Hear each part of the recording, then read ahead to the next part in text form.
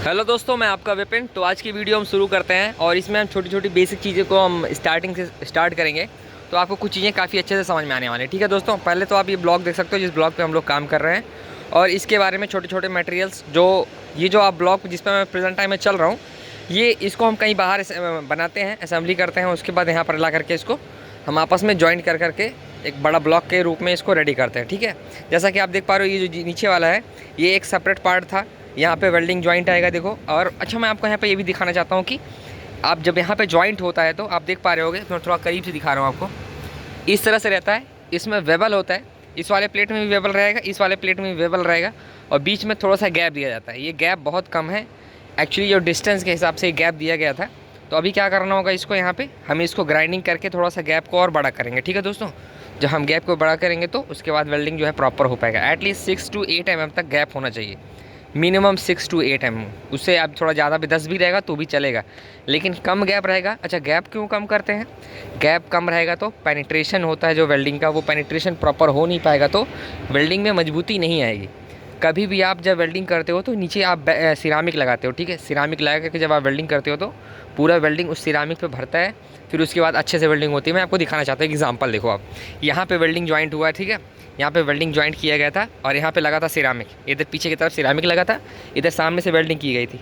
ये सामने से वेल्डिंग किया गया था, आपको कुछ इस तरह से दिख रहा है, और पीछे यहाँ पे सिरामिक लगा के वेल्डिंग किया गया था, तो कुछ इस तरह से दिख रहा है। तो पूरा का पूरा सिरामिक लगने के बाद वेल्डिंग भरना चाहिए इस पर, तभी जाके वेल्डिंग प्रॉपर होती है। ठीक है दोस्तों, तो इस तरह से वेल्डिंग होनी चाहिए। और ऊपर से वेल्डिंग करेंगे आराम से इसको, तो नीचे से सिरामिक लगे तो वेल्डिंग कुछ इस तरह से आ जाएगी, तो बहुत ही अच्छी वेल्डिंग आएगी। बाद में इसको थोड़ा सा ड्राई सर्वे कर देंगे।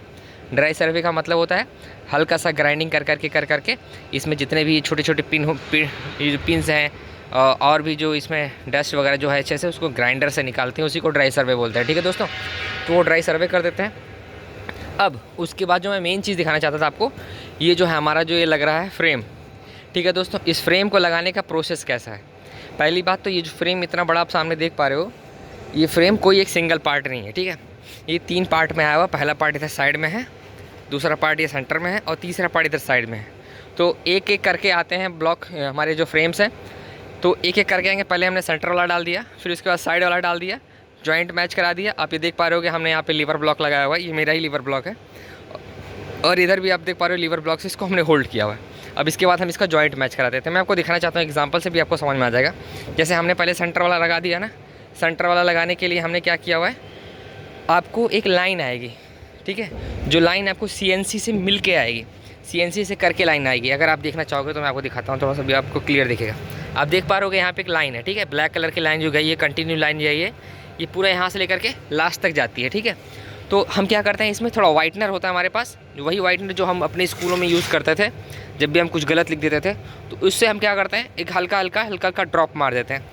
फिर क्या होता है, जब भी हम यहाँ पे कटिंग करते हैं, ग्राइंडिंग करते हैं, तो ये जो अगर ब्लैक लाइन जाती है ना, तो ये वाइटनर बहुत ही रेयर जाता है, मतलब ना के बराबर जा पाता है। ठीक है, तो इस तरह से हम वाइटनर मार देते हैं और फिर इसी लाइन को हम मैच कराते हैं। इस लाइन को मैच कराने के लिए हम क्या करते हैं, हमारे पास स्केल होगा, हम स्केल से चेक कर सकते हैं। जब भी हम ऐसा स्केल रखेंगे यहाँ पे, तो ये स्केल जो है जा करके हमारा उस ब्लैक लाइन को टच करेगा। ठीक है, अब आप जब भी यहाँ पे ऐसा स्केल रखोगे, आपका ब्लैक लाइन को टच होगा, जिसका मतलब आपका लाइन सही है। अगर नहीं सही हो रहा तो आप प्लेट को थोड़ा सा डाउन करोगे, नहीं तो प्लेट को थोड़ा सा अप करोगे। ठीक है, आपको बस इसको मैच कराना था। आप ऐसा मैच कराओगे और इसमें थिकनेस किधर जाएगा नहीं आएगा उसकी मार्किंग करके आती है। ठीक है दोस्तों, तो इस तरह से थिकनेस का भी मार्किंग आता है, तो इसके हिसाब से आपने इसको रख दिया।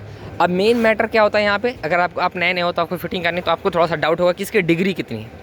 तो डिग्री के लिए क्या करते हैं, हम यहाँ पे पीछे जो है उतना डिग्री के हिसाब से हम सपोर्ट पिलर डाल देते हैं, और इसी पिलर पे इसको लेटा देते हैं। ठीक है, और लेटाने के बाद अगर थोड़ा सा अप डाउन होता है तो क्या करते हैं, हम इसको थोड़ा सा इधर खींच सकते हैं अंदर की तरफ, या फिर थोड़ा सा हम बाहर की तरफ इसको धक्का दे सकते हैं। ठीक है, और ये हम कैसे चेक कर सकते हैं, जब आप डिस्टेंस चेक करोगे, वो डिस्टेंस आप बॉटम से चेक कर सकते हो कितना हाइट है, जितना हाइट आपको चाहिए थी वो मिल रही है नहीं मिल रही है, या फिर आपको जितनी डिग्री चाहिए होती है आप वो डिग्री भी चेक कर सकते हो। आपके पास डिग्री का भी सिस्टम होता है, मशीन होती है। ठीक है, आप उससे भी चेक कर सकते हो।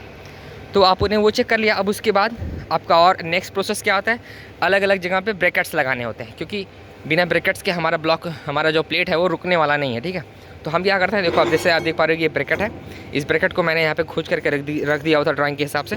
अभी हमने क्या करना होगा, हमें इस वाले ब्रैकेट को देख सकते हो आप इस तरह से, इसके सेंटर में और इसके सेंटर में मैच करा के, इसको बिल्कुल राइट एंगल में करके, इसको बिल्कुल राइट एंगल में करके और इसको भी राइट एंगल में करके, उसके बाद हम यहाँ पे टाका ले लेंगे और इसके बाद ये हमारा ओके हो जाएगा। ठीक है, और उसी तरह से यहाँ पे भी ब्रैकेट आएगा, इधर भी ब्रैकेट, उधर भी ब्रैकेट, हर जगह पे ब्रैकेट आएंगे। ठीक है, हर एक बल बार पे ब्रैकेट आएगा। अगर ब्रैकेट नहीं है तो इसका मतलब यहाँ पे काम अधूरा है। ठीक है, और ये ब्रैकेट भी देखो मैं यहाँ पे रख दिया वहाँ ढूंढ करके, तो इस तरह से ब्रैकेट आएगा। और ब्रैकेट पे भी देखो आप लिखा रहता है यहाँ पे, ये है अप और ये है फॉरवर्ड, यानी इधर वाला हिस्सा जो है वो फॉरवर्ड में जाएगा और ये वाला जो है अप में जाएगा। अप हमारा जो डाउन की तरफ है और फॉरवर्ड हमारा जो आगे की तरफ है। आप देख पाओगे हम कुछ इस तरह से यहाँ पर ऐसे लगा देंगे और ये हमारा जो है बिल्कुल रेडी हो जाएगा। ठीक है दोस्तों, तो इस तरह से आप देख पाओगे ये अप हो गया या फॉरवर्ड हो गया। तो हमने बस यूँ रख करके टाका मार देना कि बाद में वेल्डर आएगा, वेल्डिंग करके जाएगा। ठीक है, तो इस तरह से हमें लगा देना। ये जितने भी बल बार हैं यहाँ पे सबके लिए यहाँ पे ब्रैकेट रखा हुआ है। सारा का सारा ब्रैकेट जो है लगेगा और हर एक ब्रैकेट के नंबर होते हैं, जो कि नंबर आपको ड्राइंग में मिल जाएंगे। ठीक है, मोस्टली जो सारे के सारे ब्रैकेट सेम होते हैं, उनके नंबर भी सेम ही होते हैं ऑलमोस्ट। आप देख पा रहे हो यहाँ पे ये सारा जो नंबर है आप देख पा रहे हो E2 A03 A03। तो ये सारे के सारे ब्रैकेट्स बिल्कुल सेम आने वाले हैं। सेम डिग्री है तो सेम ब्रैकेट भी रहेगा, सेम नंबर भी है, तो इसके हिसाब से ब्रैकेट्स ड्राइंग में रहते हैं। आपको बस क्या करना है, उठाना है और लगा देना है। ठीक है, ये चीज़ें आपकी क्लियर हो गई। आप देख सकते हो ये लीवर ब्लॉक भी मेरा ही है, उस पर मेरा नाम भी लिखा हुआ है। तो इस तरह से इसको हम लीवर ब्लॉक बोलते हैं। इसमें लीवर ब्लॉक इसमें लीवर इसलिए बोलते हैं क्योंकि यहाँ पे 2 लीवर होते हैं। इसको अप डाउन करो, बीच में सेंटर में कर दोगे तो न्यूट्रल हो जाएगा और उसके बाद आप इसको ऐसे चलाओगे तो ये टाइट होता रहता है या फिर लूज़ होता रहता है। ठीक है, इस तरह से हमने यहाँ पे इसको पाइप की हेल्प से, सॉरी राउंड बार की हेल्प से होल्ड करा हुआ है। यही हमारा राउंड बार है। ठीक है, ये पाइप के जैसा होता है लेकिन ये पाइप नहीं है, इसके अंदर होल नहीं होता, ये पूरा का पूरा भरा होता है। ठीक है, इसी को हम बोलते हैं राउंड बार। तो राउंड बार से हमने होल्ड करके रखा हुआ है। नीचे भी सपोर्ट लगाया हुआ है पीछे की तरफ और यहाँ से होल्ड करके इसको खींचा हुआ है। बाद में हम यहाँ पे पूरा टाका ले लिए हुए, देख सकते हो आप, पूरे नीचे टाका हो गया है। उसके बाद का नेक्स्ट स्टेप हम पूरा ब्रैकेट मार देंगे। ब्रैकेट लगने के बाद हमारा काम जो है एकदम स्ट्रॉन्ग हो जाएगा। उसके बाद हम यहाँ पे देख सकते हो आप, इस वाले प्लेट का जो ये वाला प्लेट है, ये बड़ा वाला प्लेट, इस वाले प्लेट के साथ में जॉइंट करना है। अभी जॉइंट बैलेंस है तो अभी जॉइंट होना बाकी है। दूसरा टीम इसमें जॉइंट कर रहा है और दूसरा टीम जो इसमें जॉइंट कर रहा था मैं वो दिखाना चाहता हूँ कि आफ्टर जॉइंट कैसा दिखता है। ठीक है, अंदर में इसका लेवल सेम होना चाहिए। इस वाले प्लेट का और इस वाले प्लेट का जो लेवल है वो बिल्कुल सेम होना चाहिए। ठीक है, आप देख पा रहे होगे थोड़ा सा अप डाउन है बट कोई बात नहीं, चलेगा, वेल्डिंग में एडजस्ट हो जाता है। ठीक है, तो इस तरह से चीज़ें होते होते देखो आप ऊपर तक गई हुई हैं। अभी थोड़ा सा ऊपर फिटिंग बाकी है तो वो भी फिटिंग हो जाएगा तो काम ओके हो जाएगा। तो इस तरह से ये मैच होगा, उसके बाद उधर मैच होगा। और ये भी एक छोटा सा जैक पंप है, इसके बारे में फिर कभी बताऊँगा आपको। तो ऐसा ही है, और ये भी जैक पंप ही है। ये जो आप देखे होगे आप अपने शिपयार्ड वगैरह में जब भी आप काम करते होगे या फिर अपने घर के आसपास कहीं ना कहीं आप देखे होगे। ठीक है, ट्रैक्टर वगैरह में या फिर ट्रक वाले भी यूज़ करते हैं इसको, रेयरली, मोस्टली मेरे ख्याल से ट्रक वाले ऐसा यूज़ करते हैं। तो ये सारी चीज़ें हैं, अगर आपका कोई डाउट है तो प्लीज़ पूछना मुझसे।